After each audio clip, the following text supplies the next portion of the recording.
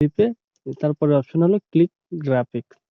এই এই option click করলে আপনি ভিডিওতে বিভিন্ন গ্রাফিক্স লাগাতে পারবেন। এখানে অনেক গ্রাফিক্স আছে। এখানে অনেক গ্রাফিক্স আছে। আপনার যেটা ইচ্ছা আপনি সেটা করতে পারবেন।